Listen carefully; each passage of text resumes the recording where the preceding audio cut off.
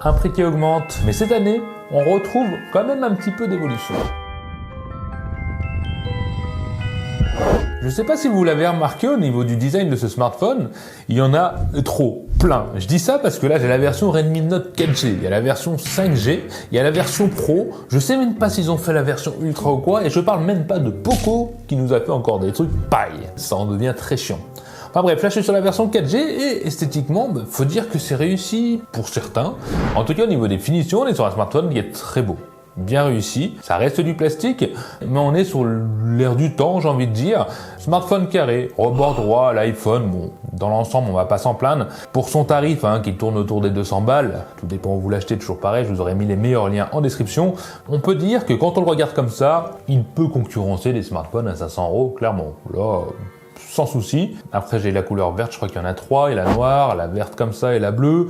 Ça prend méchamment les traces de doigts. Sur les couleurs claires, beaucoup moins. Sur les couleurs comme le noir, c'est le mal. Ne l'achetez pas, il faut l'éviter. Pour tous les amoureux des prises jack, il y en a bien une sur ce smartphone, et encore l'infrarouge pour la télécommande.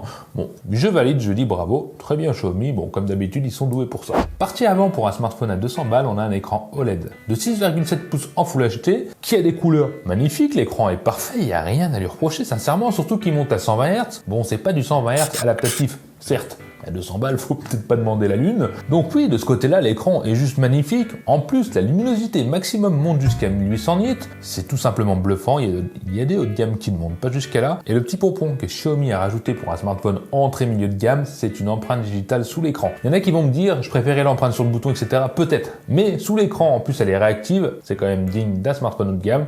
Donc, est-ce que c'est utile? Pas forcément. Mais je trouve ça quand même super intéressant. En tout cas, en main, comme ça, on a vraiment cette sensation d'avoir un téléphone qui coûte plus cher et c'est agréable. On se dit pas que Xiaomi s'est foutu de nous, en tout cas pour l'instant. Parce qu'il y a aussi la photo. Oui, on va passer directement à la photo. Xiaomi nous a mis une caméra de 108 mégapixels principale, donc c'est déjà dingue, sur le papier ça fait rêver. Bon, le reste un peu moins, on est sur le grand angle de 8 mégapixels et un macro de 2 mégapixels. Bon, ok, ça a le mérite d'être là. Et le rendu, alors je suis un peu perplexe, parce que certaines photos, au niveau des couleurs, des détails, c'est vraiment pas ça. On a des couleurs qui bavent, trop contrastées. J'arrive plus à dire contrasté. Voilà, je viens de le dire. Trop contrasté. Des contours qui peuvent être troubles, et j'ai certaines photos qui se déroulent voire très bien, avec mon chien en mouvement. Bon, c'est pas haut de gamme, clairement, mais voilà, ça va dépendre des photos. Si vous bougez un petit peu, ça va être moche. Si vous bougez pas et que les conditions sont bonnes, vous aurez des belles photos. C'est trop aléatoire pour dire qu'il est bon en photo, c'est vraiment une coque à l'âne, quoi. Aujourd'hui, j'arrête pas les expressions de beauf. C'est là où on voit que j'ai atteint le cap des 40 ans. Expressions de vieux, quoi. Si toi aussi tu utilises les mêmes expressions, je t'invite à me le dire en commentaire, c'est pour me soutenir. Hashtag je te soutiens. Merci. Et en même temps, si tu aimes la vidéo, n'hésite pas à t'abonner aussi, ça serait gentil. Pour ce qui est de la photo ultra grand angle, ça fait pas rêver. Les contours sont bien troubles, on arrive à avoir du net au centre, voilà, ça va dépanner, mais c'est vraiment pas dingue, en pleine journée. Et d'ailleurs, on va passer aux photos de nuit, et pour un smartphone à 200 balles, il se débrouille plutôt pas mal. Alors oui, on peut en louper plein, si on bouge, les photos vont être moches, ça prend genre 5 secondes pour prendre une photo de nuit, mais en prenant le temps de prendre une bonne photo de nuit avec un éclairage pas trop pourri, bon, le rendu est pas trop mal. Bien sûr, on peut trouver plein de grains dans les ombres, etc. Mais je sais pas ce que vous en pensez, mais moi je trouve que le rendu est plutôt bien et qu'il faut arrêter d'être trop difficile, surtout à ces tarifs-là. Pour la partie selfie, c'est pas si mal. De plein jour, bon, les photos sont un peu palottes, contrastées peut-être. Bon, c'est correct, ça rend bien en général. Les hautes lumières peuvent être un petit peu cramées, mais voilà, dans l'ensemble c'est bien. De nuit, c'est pareil, ça se débrouille plutôt bien. J'arrête pas de dire bien, mais c'est un peu ce qui lui représente sur les photos. C'est bien, sans exceller pour le tarif, mais sans être pourri du tout. Il y en a plein à 200 balles qui feront beaucoup moins bien. Mais par contre, les vidéos... Vous allez connaître mon jardin par cœur. On va courir un peu vers mon mouton. Ça a l'air terriblement pas terrible du tout. Ouais. Alors je sais pas ce que vous en pensez, mais moi ça m'a pas fait rêver là. Après on est limité en 1080p, que ça soit en selfie ou avec la caméra de 108 mégapixels. J'ai une coupe. Pour les vidéos zappées, non, c'est vraiment pas, non. T'es pas doué. Mais il va venir se rattraper, oui et non, à l'utilisation au quotidien. Alors tout ce qui est application standard, Instagram, TikTok, tout ça, il va aller très bien, ça va être fluide, ça va être correct, ça va être agréable à utiliser. MIUI 14, Android 13, après on aime ou on n'aime pas la surcouche Xiaomi. Moi j'ai eu quelques petits problèmes, j'ai réussi à le faire ramer quand même de temps en temps. Ça c'est la surcouche Xiaomi. Bon, je la trouve un peu mollasse dans l'utilisation et gourmande en ressources. Parce que là on est sur 6 Go de RAM, ce qui est très bien pour le tarif. Alors extensible, toujours pareil, on pioche dans la mémoire interne pour mettre de la RAM virtuelle, ça monte jusqu'à 600+, donc on peut aller jusqu'à 12 normalement. 128 Go de stockage pour ce modèle-là, donc c'est le moins cher que j'ai trouvé. On peut bien sûr intégrer une micro-carte SD pour étendre aussi la mémoire de stockage, donc c'est très bien, hein.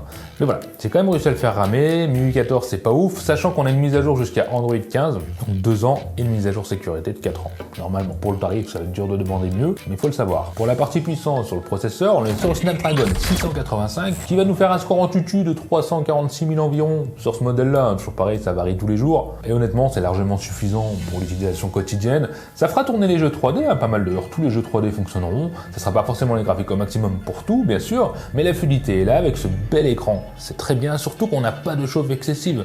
Alors la chauffe, elle est vraiment légère, c'est pas gênant, on peut le tenir en main, c'est agréable, et bravo Xiaomi pour ça, parce que des hauts de gamme font beaucoup moins bien au niveau de la chauffe, même si c'est bien plus puissant, là c'est maîtrisé. En plus de ça, on a un son stéréo, alors qui fait pas rêver, certes, mais un son stéréo qui est là est plutôt puissant, donc que ça soit pour regarder des films, Netflix, ou même jouer à des jeux, bon, c'est super agréable à l'utilisation, l'écran compte pour beaucoup, mais voilà, 200 balles, donc oui, on va dire que c'est très bien. Et passons à l'autonomie de la bête. Alors cet engin-là a une batterie de 5000 mAh, ce qui est très bien, et j'ai réussi à tenir en autonomie 1 jour et demi. Alors je l'ai bien utilisé, j'ai fait du jeu, j'ai fait de la vidéo, bon on peut faire 13 heures de vidéo sur YouTube, et selon les applications que vous allez utiliser, l'autonomie sera entre 1 jour et 2 jours. Ça va vraiment dépendre de vous, sachant qu'on a un chargeur cette fois-ci fourni dans la boîte, et là ça rigole pas, c'est très bien. Chargeur de 33 watts, bravo Xiaomi, à ce tarif-là, merci. Et il fera une charge complète de 0 à 100% en 1h20 environ. Mais attention, il faut savoir que de 0 à 50%, on peut le charger en seulement 30 minutes. Donc voilà, ça va très rapide jusqu'à 50%, et après ça ralentit pour préserver la batterie jusqu'à 100%. Donc oui, bravo,